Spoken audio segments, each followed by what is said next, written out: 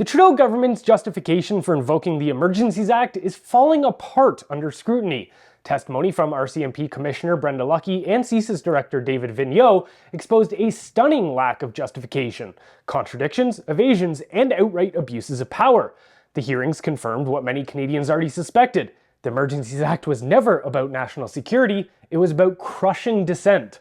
For a government to invoke emergency powers, it must prove a clear and immediate threat to Canada's security, as defined by the CSIS Act. Yet when NDP MP Matthew Green asked CSIS Director David Vigneault whether the Freedom Convoy met that threshold, Vigneault refused to answer.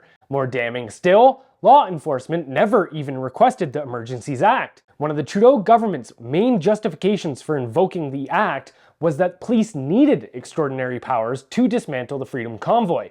But here's the problem. Border blockades at Coutts, Emerson, and Windsor were all cleared without emergency powers, using standard law enforcement tools. Senator Claude Kerrigan pointed out this contradiction and asked Lucki why Ottawa needed emergency powers while other blockades didn't.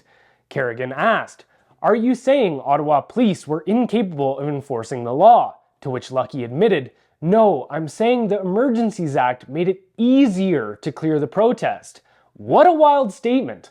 This is not how emergency powers work. The government cannot invoke wartime measures just because it makes enforcement easier. The law demands an imminent national security threat, not bureaucratic convenience. That's the logic of authoritarianism, not democracy. And yet, the blatant abuse of power came with the freezing of financial accounts. Canadians who were never charged with a crime had their bank accounts frozen without judicial oversight, without warrants, and without any way to defend themselves. Conservative MP Larry Brock asked how many of these individuals were later charged with a crime. Lucki admitted, the freezing of accounts was not tied to criminal charges. Think about that. In a functioning democracy, financial sanctions are for terrorists and organized crime, not peaceful demonstrators or their supporters. Under the Emergencies Act, the government bypassed the courts and used raw power to financially strangle its political opponents.